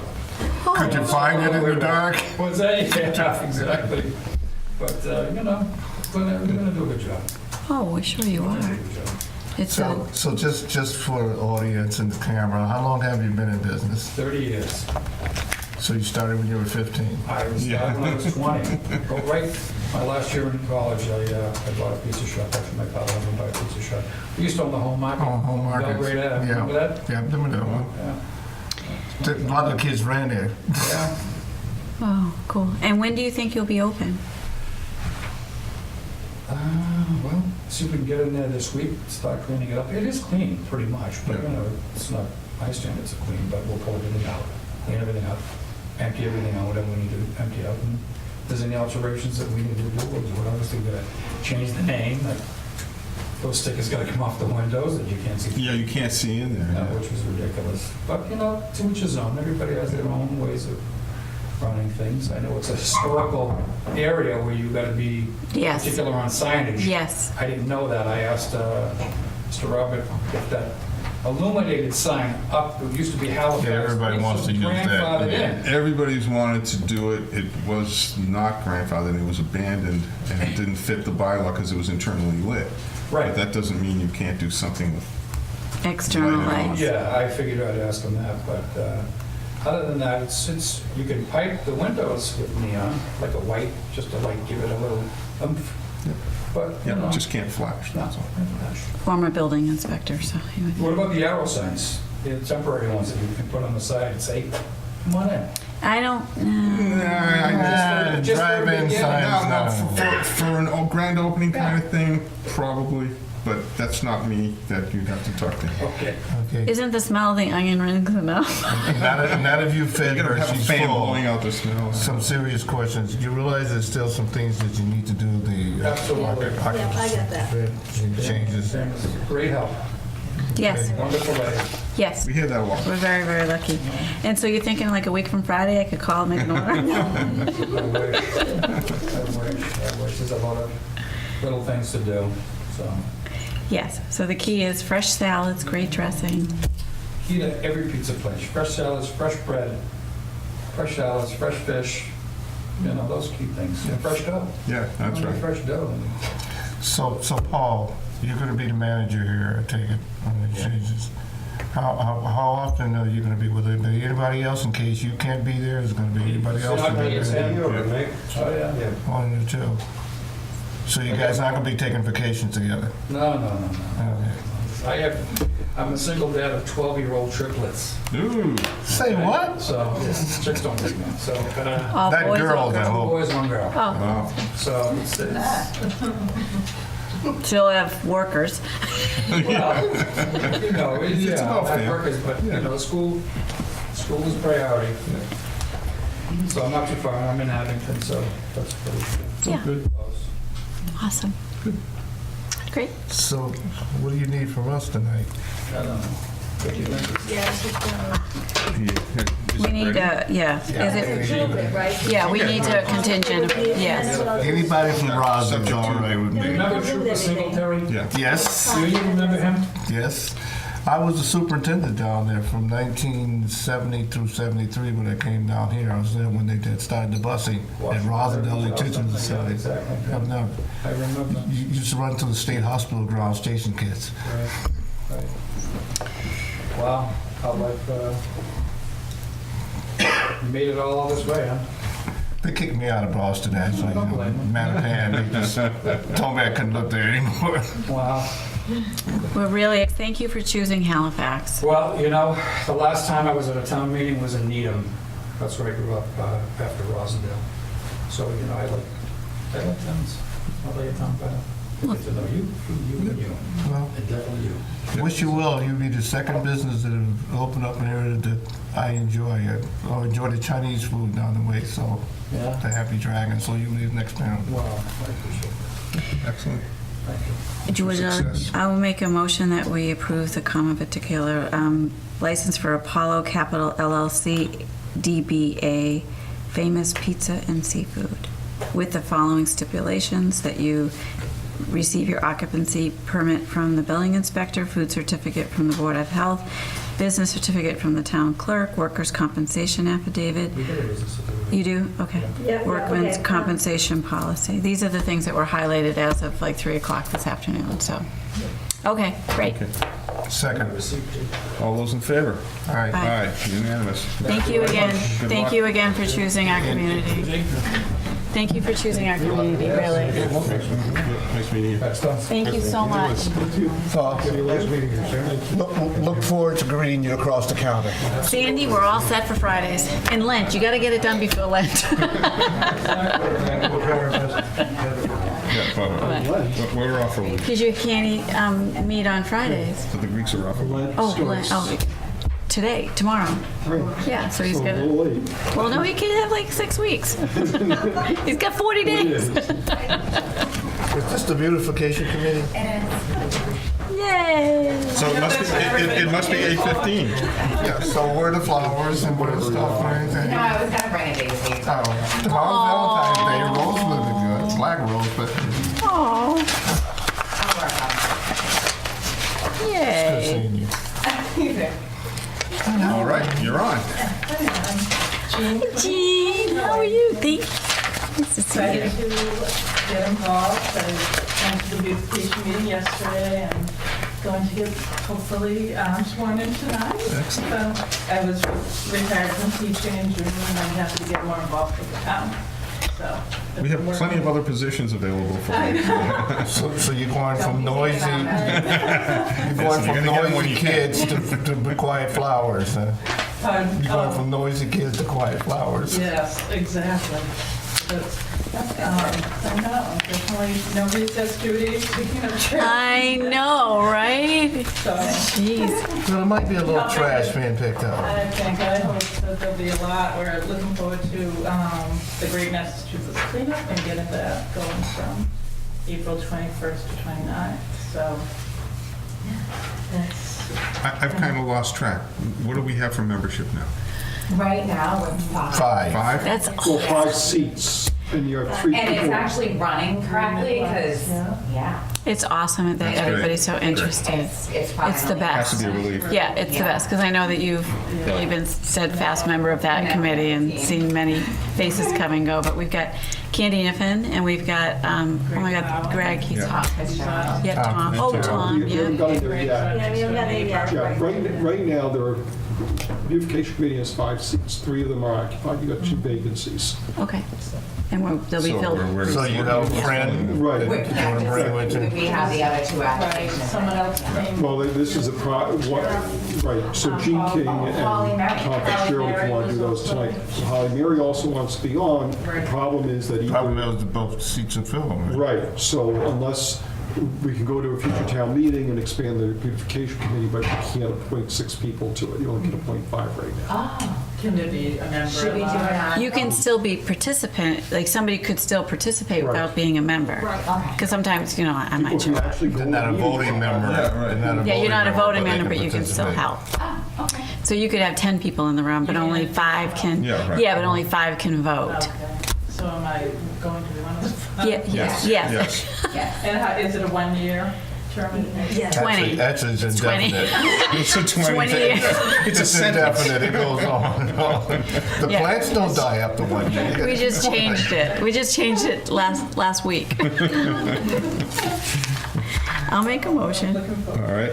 We'll This entertain it. particular term expires, so I want to explain, this particular term expires this June, but we do a reappointments in June, and then it's a 3-year term. No, it's only a 1 year. Oh, it is only 1 year? It's only 1 year, right. It is. So she, Okay, so so Why do we only do one? Oh, okay. Wow. Don't remember that, but We okay. should think about making that more than a year. Well, then we at some need to point. change the bylaw. Oh, okay. So- All right. So I'll make a motion that we appoint Jean Kling to the Beautification Committee with a expiration of June 30th, 2018, with a commitment of 20 years. Okay. I'll second that, only I gotta see the thumb. All those in favor, quickly. It's Aye. not green, it's not green, it's not The gold. board may wish to consider whether you want to appoint Tom Fitzgerald tonight also. Oh, yes. I didn't Yes. see the reason, any Yeah. reason necessary to bring him in. So, Well, I'll no. second on Ms. Kling and we can vote on that to go, Tom. We No, just we're did. all done. Wait a minute, where was I? You seconded. I already had it written down. And I Apparently said, you were disconnected. and I said aye for you. So I'll make a motion that we also appoint Tom Fitzgerald to the Beautification Committee with the expiration of a term expiring on June 30th, 2018. Holly Mary just put in her application as well. Right. So Really? we- Oh, yeah. I find that surprising, but Gary, Again, we would have to, good. would have That's good. to amend the bylaw first before, Yeah. and that won't happen until May at the very that's earliest. because she looks out her window and wants to have some involvement. Great, thank you. Oh, wait a minute. We're not on the top. I made the motion. I second on Okay, Tom. so all those in favor? Aye. Thank you, Unanimous. Beautification Committee. Yay, Great, thank you so much. Thank you very much. We expect great things. Yeah, thank you. Nice to see you. Thank you. Okay, so Tomas. 8:30, We'll sign those. so let's see what we can get done in the meantime. It's very exciting stuff. So revocation hearing for Dave's Automotive, I'm proposing that the board hold one next month. Well, they have failed to make a payment for January. Aw, Yeah, so. it's too bad. But they'll have 4 weeks' notice. They can get, contact the treasurer collector and get back into good graces with the town. So if that's okay with the board. I agree, so moved. Second. All those in favor? Aye. Aye, unanimous. Bert Gaynor had contacted me, it was either yesterday or today, to say that Senator Brady had put an amendment into the infrastructure legislation at the state level for $1 million for Pope's Tavern. The amendment was approved. Now, the legislation's still in the legislature, and as we know from last year, I believe, just simply because it's The in governor's got to infrastructure sign bill. off on it. Right, and it's not just the bill as a whole. All it means is the project is eligible for funding. It does not mean the funding is there. But it's a nice I did see him Gesture. Saturday. He did mention it to me at the time. surplus IT equipment. I'm asking the board to declare the following to be surplus. They're running on old software like XP, for instance. This is a Gateway 2000 Solo, a Gateway 920 Tower, Dell Dimension 3000 Tower, Dell Model Unknown Tower, Dell pre-USB plug keyboard, and an NEC multi-sync LCD 70VX monitor. That was nicely done, Charlie. I will second that. Whoa. All those in favor? Oh, I you make the motion? made the motion. I'm sorry. I thought Charlie did Charlie such made a the nice motion? job. Yeah, No, I okay. made the motion. Yeah, it's What he after 8 said. o'clock. You're Can a we little go? confused. Can we go back to 7 o'clock? Start over. All right, let's start again. Who's making the motion? I will make that motion. Okay, I'll what he second said. it. All those in favor? Aye, unanimous. Okay, you do have a thank you card from Jerry Elliott. Thank you for your participation back a couple weeks ago at his retirement celebration. And of course, then I have a note here that says he doesn't want to completely retire and he would like to serve on the Municipal School Building Committee. Yay! I'd like to make a motion that Jerry Elliott be appointed, right? Do we- Yes, you can make that Can I motion. make that a Yes, you motion? Yeah. That, what's the term expiring? It's going to be 6/30/18, because it's So- Illinois. Second. All those in favor? Aye. Jerry Unanimous. worked for for that department and for the town for over 20 years and just retired, and now he wants to serve as a volunteer. Wants to be a boss. So we're super excited. Like, it's just a An really unpaid great Here's fit. his, Well, technically still good. You get to go home. look at that. Not get to call 3 Yay! o'clock in the morning. Jerry's back, Yes. but I don't have a cell number anymore. Boyfriend's back and it's gonna be Would you like it? Maybe we should have had it come in. Abatements, May and June 2017, $58,052.80. December 17 and January 18, $64,717.08. So moved. Second. All those in favor? Aye. Aye. Selectmen's policies, I gave the board a Yes. revised set. I'm not asking the board to vote on them tonight because I Yep. don't know that all of you have gone through them. I'll bring it back to the board on February 27th, the usual editing, underlines or adds, and cross-throughs or deletions. Basically, the last time that we really, I don't know the last time we did a full review, but there have been a number of changes since a number of them were done. Yes, a lot of As- changes. As an example, we no longer have tapes of the meetings. Or dinosaurs that come. Right, the dinosaur policy needed to be changed, you know. Just an update on the solar wet ray for River Street. yes. The planning board did approve a subdivision of land. That's not a site plan, but just a subdivision of the land.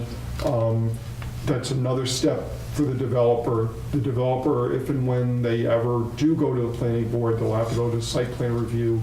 I will do as much publicity as possible. Site plan review doesn't require notification to the abutters, but I'm trying to make sure that everybody's aware of it as much as possible so that the public can comment on that. That's you, That's what Lenny. we want. Yeah, I think there was a letter that went out to abutters.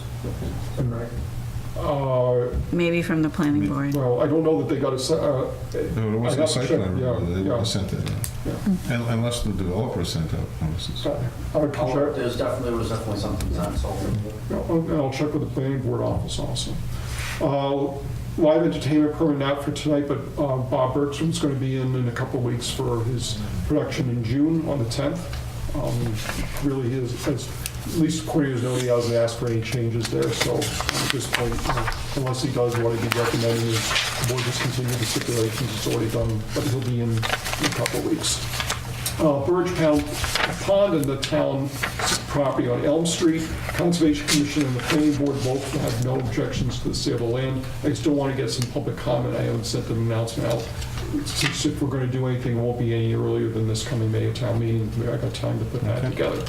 We already met with the beautification committee. We've already dealt with Jerry Elliott and the municipal and school building committee.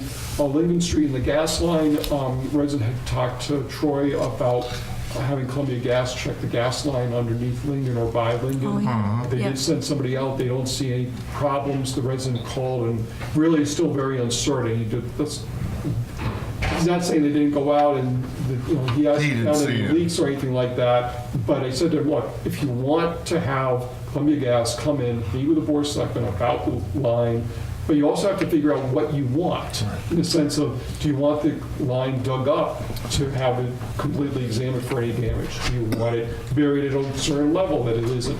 I mean, I'm happy to facilitate the meeting, but figure out what you want in the end besides that, I'm a little uncertain about this. Yeah. So, This is in conjunction with the graveling. right, Yeah. which was that operation has ended. His main concern at the beginning was that he didn't think the gas line was deep enough with the kind of traffic that was going over, the trucks going. It was explained to him that the trucks are no longer, they're through with that project. So, and as far as I know, the lines are deep enough. Yeah, and I asked him specifically, has anybody noticed any gas leaks, smells, or anything? He said, well, no. So, I'm sure they sniffed when they went up there. so, holidays in Halifax, Stacy Verraro will be meeting with the board also on the 27th about filling a vacancy for that. Awesome. Monpont Pond, Brockton, scope of work. We had about 30 people in attendance at the public forum over in Brockton. A number of people from the Monpont Watershed Association were there and spoke with their comments about the scope of work for the resource management plan that Brockton is obligated to engage in. I'm going to try and put together a letter for the board to send in as their comments. The deadline's before the next board meeting, so I'll make sure all three of you see it. I think there are a number of issues that were brought up. One significant one, I think, is just in terms of scheduling. The draft scope of work really didn't specify how long the scope of work was going to take. And it's sounding more on the order of 18 months because, in essence, the scope of work is going to take Monpont Pond and in some ways make it a lab experiment, so that you see what happens when you close a dam but open the well, that's what the diversion to Silver Lake. When you have both open, when both are closed, what happens if the culvert in between the two ponds is open or closed, and see what type of flows and such. You're going to do that at certain times of the year, and therefore, at certain water levels and such. So it's going to take some time to, in essence, run all the scenarios. A number of people mentioned the fact that there was no specific schedule in there, but also saying that they needed to be more specific about, okay, this is going to happen during the next 3 months. This will happen the 3 months after, rather than simply say, okay, at the end of 18 months, we'll do all this. Basically, some posts in the road here so we can know that things are happening as the months go by. So it's not simply see us in 18 months. Right. There were a number of other things in there, and which the residents commented on. So, but there were water commissioners there from Brockton. There were city councilors there from Brockton. Obviously, there was DEP personnel. So, I'm hoping, I can always have hope. Let's put it this way. However slowly the gears are moving on this, they're moving. As long as they're moving. Yeah. We've already talked about 4 daughters. Executive session review, I can skip, push that off to the 27th again. I gave the board a spreadsheet showing what I thought, which minutes I thought could be released at this point. Most of them could from 16 and 17. But if the board wanted to, I So could. we got 4 or 5 that are under litigation right Yeah. now, and any changes. So Right. other than that, the others. I see no reason not to release them, Okay. but I can wait unless the board wants So moved. Second. from that list. Okay. All those in favor? Aye. Fields Zone Farms, we had sent a letter to them specifying here are your dates that are going to be tied to the horse shows as to when you're going to have to produce various documents, have the testing done and everything like that. They were wondering, well, what the heck agreement did we say we agreed to back in April with the Board of Health? Oh, wow. So You gotta be joking. I know. After all of that? Right, so the Board of Health reminded them that that's what you agreed to. We just want a letter saying from you that you agreed to it, besides that you were sitting at that meeting with the Board of Health. So, other than that, nothing's happened with that. The zoning bylaw changes, I'm working on that. An FY29 budget, we've got about 2 minutes. You want to wait to talk about this after the... I think we need more than 2 minutes. Right, so we'll talk about it Yeah. afterwards. I don't know if Pam has any other street openings or anything else. No, I don't have anything. I'm not sure if everybody here is for the 8:30 or if they're here for something else. I know, we don't normally have many people. Is everybody here for the grievance hearing at 8:30, or are you here for another purpose? I don't want you to find out that you're going to sit here for another Not that hour. we're trying to kick you out. No, we love that people are here. Yeah. Well, we're gonna, topic. You did? No, we were just interested in any update on the solar panel. Oh, Okay, awesome, well, yeah, that's where things are right now. So, awesome. You can stay, we just want to make Well, sure unless we... we go into executive Oh, yeah. session. yeah, yeah, that was the thing. It was a we wanted. question. I just had one question. Have they proposed how many acres they're thinking of? For the solar, Yeah. hundreds, like that one. I don't know, 200, 500? Well, I know more in terms of the megawatts is that if you take the facility over in Plimpton, Halifax on 58, 56, it's maybe 3 or 4 times the size of that, something on that order. And it's about, what I've heard, and I I don't think know that how was- accurate it is, and they're talking 50, 14,000 panels. So 2 is up 2 megawatts, and this is Do you know more. if it's going to go across the middle borough line? I have no idea, they've got to go before the planning board on our side of the line. I'm not sure if it's going to Middleborough, and that's a different Yeah, story. the project plans that I've seen, which are obviously their plans, and they're all still in flux, the ones we've seen through the building inspector's office have all been in Halifax. But on the other hand, they wouldn't necessarily show us the plans in Middleborough because We have no They control. they have some connectivity issues too, so that with Middleborough, so as long as they can handle whatever they can handle on the Halifax end. Are there any dates that have been tossed out? It's, No, if once, I've been working with the planning board office saying, look, if you do get a site plan, please tell me, because I want to tell the townspeople, obviously particularly the abutters, that it is now before the planning board, here's when they're going to have the meeting about the site plan review for, if I can get a set of plans up on the website or, get links, that all that will be available. But I don't have any dates for anything, and it's all up to the developer. The developer could bring something in tomorrow, the developer could bring in something 2 months from now. So, Anything else? Did we answer all your questions about the pizza and the... And the menu and the whole, you must be hungry. No. are we gonna go into? yeah. Well, I don't know. No, we don't up know. to It's you. up to the- It's up to you. yeah. If I have 2 up there waiting, I just, that's what. Yeah, we have to figure out if you want to go into executive session. Yeah, whether you, not you personally, but if the union wants to. go into Hi, thank you so executive much. Thank you. I session. have to go after that. Oh, okay. well, Yeah, Yeah. well, I it's think their we- choice. So, Your metal clip is Yeah, She thank she you. just didn't want to go for I it. didn't want to go for it, but I will now. Watch your head. so we're not going immediately in executive session, or once in a couple of minutes recess? Yeah. Sure, okay? we'll recess for like 5 minutes and, Oh, all right, jeez. we're resuming. We have one item left on our agenda for this evening. Discussion of the fiscal 2019 budget and where we stand right now, and I don't know. Kim was at the meeting, I was at the meeting. Yes. I don't know whether you wanted to lead, or you want me to lead, or... Why don't you lead? Okay, well, I guess a couple things. First, Finance Committee's asked everybody to come in to meet with them on Monday, February 26th, 7 PM up in the Great Hall. So there was a suggestion that it be, in essence, a joint meeting. I can post for the board and make sure there are enough seats for everybody up at the big table in front, up in the Great Hall. Yeah, because I'll stop it for just a second.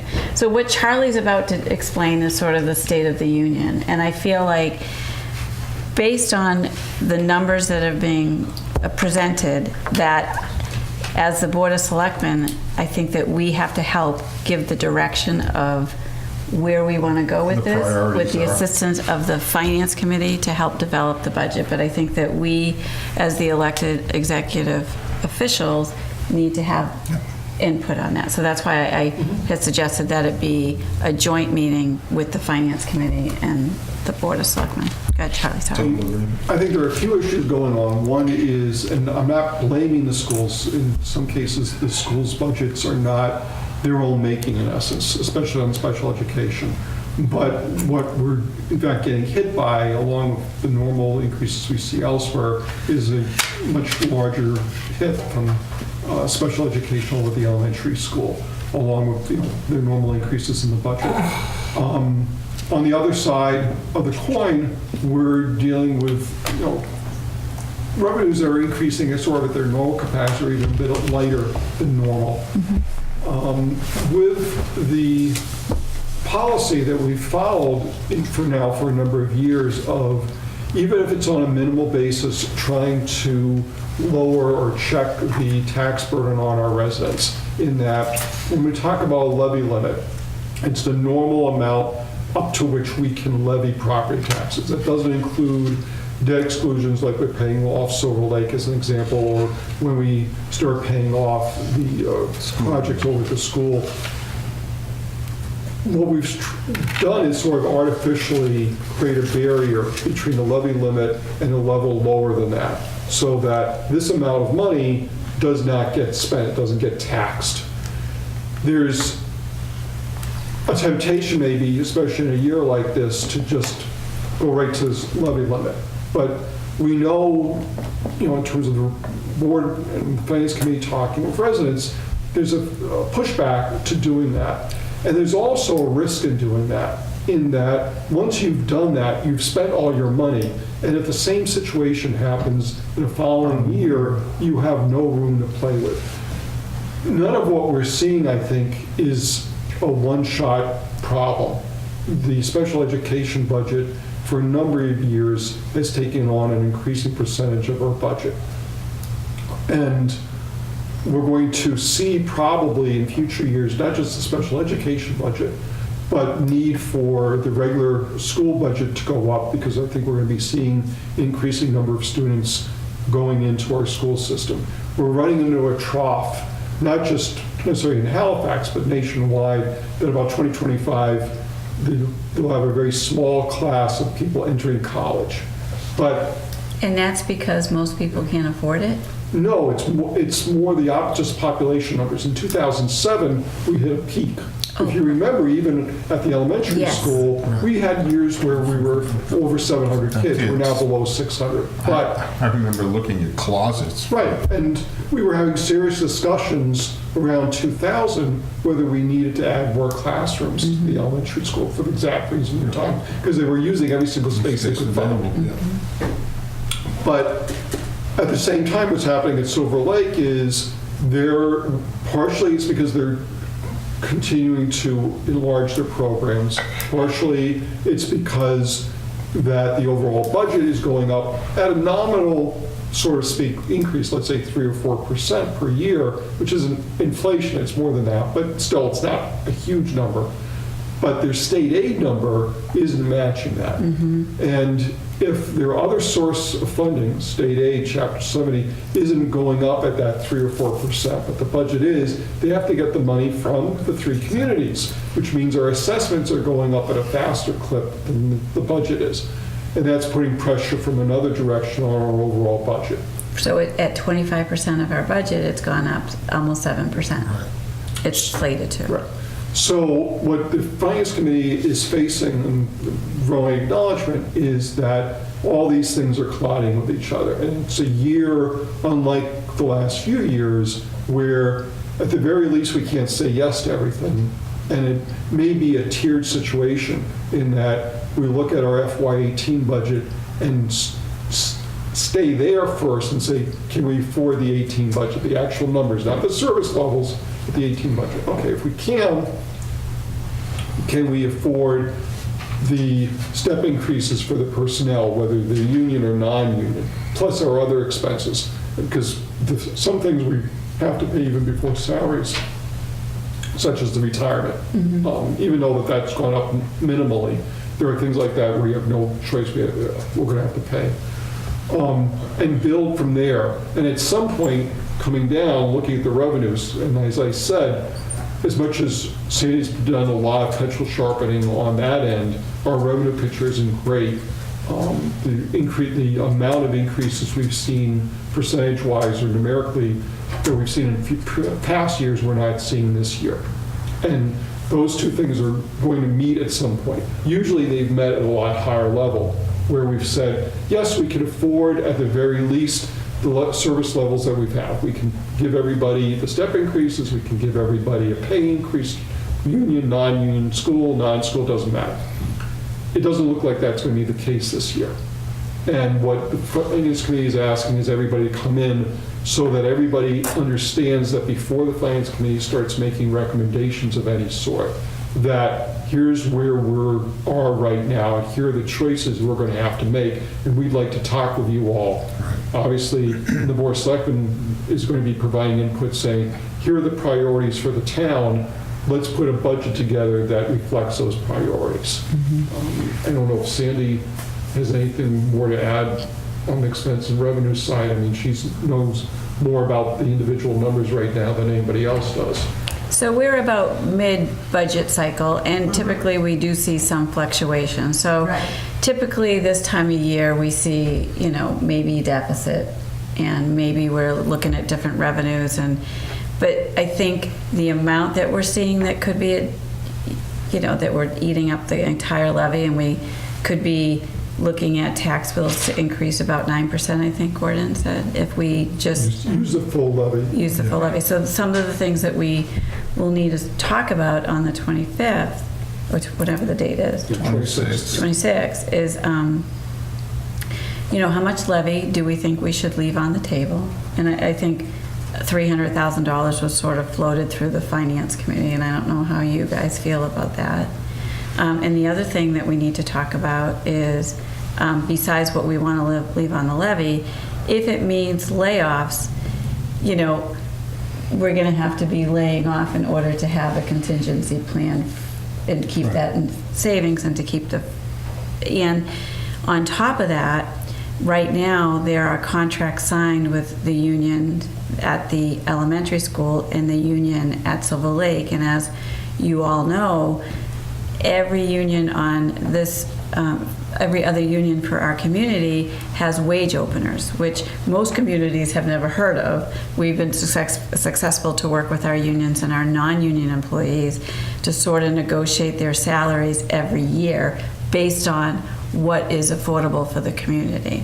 And so we don't typically lock ourselves into 3-year contracts, not knowing if we can afford to commit to 3-year contracts. So we have been so successful over the last 8, 9, 10 years with our unions to say, this is what we can afford this year, and they've been so cooperative to really work with us. So we need to look at the fact that right now we have signed contracts with the teachers union, and if we're looking at potential cuts, should we be going forward with any sort of increase for everybody else?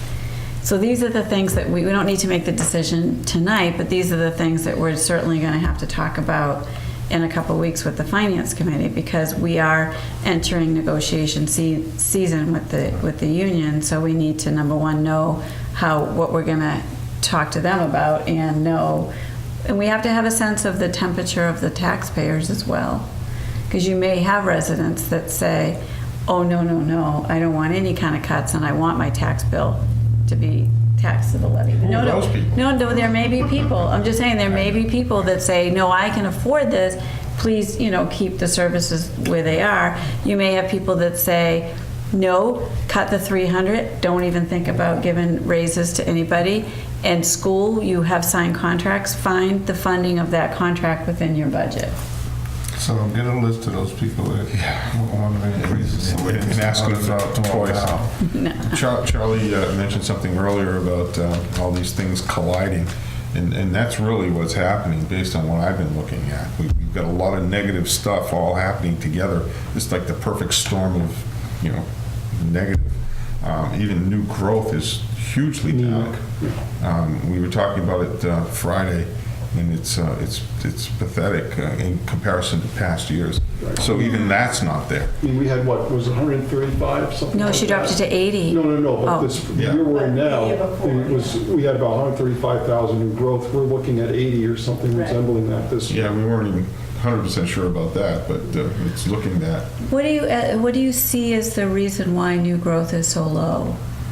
we don't have a lot of development. There's some stuff on the horizon, but there's nothing here. I mean, as an example, Happy Trails or whatever it's called. Never Halifax happened. Trails, never got It was built. going to be beautiful. Yeah, You heard that, did you? it looks good on paper. And substantial subdivisions aren't being put in. We're getting scattered number of houses maybe. And And even that's low. But that Yeah. costs us money anyway in the long run because, Right. Puts more people in services. well, yeah.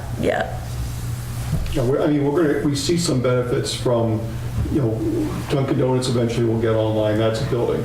The business building down where Celis used to be? Yes. Yes, but that's not fully on the tax rolls. Chlorine, oils. They haven't rented the place it's pretty yet, much done done. anything. Yeah, so, I mean, there are things that are helping a little bit on the other end, but, Some businesses opening with some new personal property, but it's not a lot. right. It's not enough to help us balance. And then we had, another substantial increase in special education. Again, there's nothing anybody can do about it. It's our obligation. We don't have the state reimbursing us at the proper level, so we own that particular thing. And Does that sound like an unfunded As well as definitely transportation. in their transportation. And, we were talking last night about how do you sort of like track that? Because we had gone to the elementary school committee meeting a week ago Monday, and we had the SPED director there, and we were asking specific questions about different trends because we want to be able to sort of get an idea, but we recognize that sometimes you may have a placement that moves into town or just requires all of a sudden a placement outside services that could cost $125,000 for one child. And so that's our responsibility, and that's how these budgets can get so swayed. So, like you And said, unexpected. Yeah, so- Well, it's also a increase in medical insurance. There's also a increase in the fuel, the output, and what we're paying for electricity, all the things that are going to change. yeah, we've got our fixed costs increasing, and and we have been very conservative. I know that there's people out there that would think that their tax bill is huge, but it's not because we overspend on the operation side. Like, there's not a lot of communities. Most communities tax to the levy, and we have not taxed to the levy for probably about at least 5 or 6 years. And for us to have $681,000 of unused levy is pretty remarkable, that we have maintained the services and not charged the taxpayers to the point where we could have. It always comes back to the lack of commercial development. Yes, why the tax bill This is is so why large. we've always suffered here. But if we had been spending to the levy like most Oh, we communities would would've have, we'd be really really in a in big that pickle. pickle, yeah. So that's why we don't want to spend to the complete levy and still have a little, as we call it, or I call it the tucky. We don't spend all of the money so that we have our sort of emergency. That and the fact that we don't want to Right. overburden anybody any more than we have to. Right, And- but we recognize there are services that we have to provide. There's things that we are mandated to provide, and so part of the discussion in a couple of weeks will be the priorities of the town. And so the last time that we faced this was probably somewhere around 2003, 2004. 09 and 10. 09. Oh, was it that? After the Great After Recession. Great No, but we Recession. did an 8% cut, remember? Right, well, it was, yeah. That was before that, because that Well, was because of that was a different reason. Well, yeah, the 09, the 09. Well, actually, 91 and 92, we went through that. That's when we were about ready to lay off police The worst officers, time for us was firefighters. that one. Yes, that was back in like 03, 04, and I had served on the finance committee at that time, and we had kind of worked with the selectmen because we didn't know how we were going to do it, if we were going to say, okay, we need to protect public safety in the school and everybody else gets the cut. But at that point, we had decided to do 8% across the board. And over the years, as you know, with the recession, we have been cutting. The school, luckily, the elementary school I can speak to, that as we were getting tighter, luckily their population was dropping, and so as people retired, we weren't filling them, so we didn't have to lay people off. So we were pretty fortunate. But we need to mention that there is, a trend of, they believe that the population hit 600, which makes a big difference for grants at the elementary school. So right now we receive a technology grant because we're a community that it's under 600 in the school. And right now, I think Kane Beaudry said at last Monday's meeting that I think we're at 601. So if that stays the same on October 1st, Right. then we Which it lose that probably grant, will. So we which have is to about entice someone within $40,000. Yeah, which is about $40,000. So, we're trying to sort of make it all work, but I don't know that we could do a flat across the board. I don't know what that looks Well, like, and I but don't we know need that- and I to. don't know that we're there yet. I think, Right.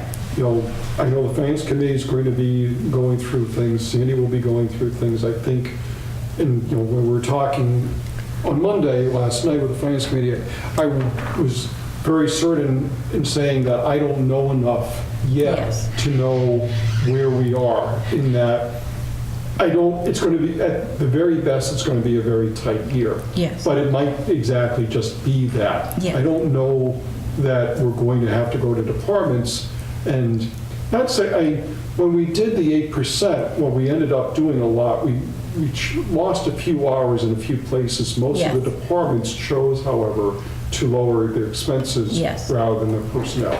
And it may be another situation like that. But I even think that's going to be the worst-case scenario. That's why we start off with the 18 budget, we put in the mandatory increases, and we build from there and say, what can we afford given where our revenues are? You're right, because in 2 weeks, things could, like I said, we're mid-budget, things fluctuate. We've had revenues. things drastically turn around. Right. But Right. I don't see drastic in the picture, but. No. Marginally, anyway. Right, but hopefully in 2 weeks, we'll be having a conversation, but it won't be, but I think it needs to be big. As dire as Well, it sounds. Right. But it'll certainly be more knowledgeable. Yes, yes. And then when we talk about this, so that's the operational budget. When we talk a little bit about capital expenditures, besides the big projects that, What are we getting from the state? Have they okayed the budget yet, the governor's budget? We have governor's numbers, which were an increase over last year, about 67,000 more than last year. Right now, in our estimations, we are using the governor's figures. Charlie. oh, you're using the full, Yeah, because the reason is that the two major numbers are Chapter 70. We got more than the $20 minimum. okay. So we're not going to, we won't see anything less than we're getting now, but we're not probably going to see anything more. Even if the House and or the Senate votes a budget that is $30 per pupil or $35 a pupil, so 20, we saw more than that. So I don't think that's going to change. But it also means it won't be less. Okay. I can't see the House and Senate voting this Chapter 7. Same thing with the unrestricted local aid, which was the old lottery money. That number now is tied into the percentage increase in state revenues. So in essence, and that hasn't changed in the sense of how the state legislature and the governor have done that now for a number of years. And this was under Governor Patrick and under Charlie Baker's administration, that all of them have said, okay, this is the percentage increase in state revenues, this is the percentage increase in the unrelated local aid. Right. And so that's done, in essence, and no one's going to change that number either. But it also means it won't go down. Right. So Which is then I feel more. So our biggest thing, based on your conversation, is the school at this point in time, because of the special needs or special Right, assessment. and we're hoping that Silver Lake takes another look. We went to the Silver Lake meeting last Thursday, and, Gordon had given a number that, we weren't thrilled about, but we would try to make work. The Silver Lake people did not vote to lower the budget to that amount. Instead, there was a motion on the table to do it not to exceed $400,000, which is the number that Kingston had mentioned. So we're hoping that there's going to be a little movement there. I'm hoping that our representatives from the Silver Lake School Committee come to the meeting in 2 weeks so that we can really, as a team, look at our community and come up with a solution, and they're certainly a major part of the solution. You said earlier that the school budget, which one budget were you talking about, the elementary school or Silver Lake? Oh, I talked about both. Both, because You said 25%? well, they're 50, schools are 50% of our budget. Yeah, that's what I was about to say, 25. So 25 for Silver Lake, 25, yeah, and so 25. the elementary budget came in pretty level serviced, but their increase was really due to sped and then the contract. And then Silver Lake is an increase due to contract, steps, they have fixed costs that go up, but they also have, a couple of, like, they had 4 retirements, but they have added those teachers back, which is great, but they've also proposed a program with a new teacher at the middle school and some assistant coaches. These are things, like, this is the year of the need, like, Yeah, the what is want- the want's gonna have to absolutely wait a need, little. yeah. So, Okay. That's where we are right now. Have we formally asked the Civil Link Committee members to attend? that Yeah, well, meeting? I've sent the notification from the Finance Committee out to them also. Okay, good. Not the full committee, but our 3 people. Yeah, no, I understand, that's what I meant. Do we have anything else? Other than going back in executive session so I can talk to the board about contract negotiations with patrol officers, sergeants, highway, fire, police chief, and fire chief. And we will not be going back into regular session when we exit. so Night, moved. Sandy. Good night. So moved. Do we have a Good second? night, Mrs. Calabash, wherever you are. Second. Yes, yes, I'm yes. not going into the executive session, I'm going home. Second. Well, we can go home, all go home if you say second. Second. Yes. All those in favor? Yes. Yes. Thank you, Lenny, for coming again. Thanks for all that.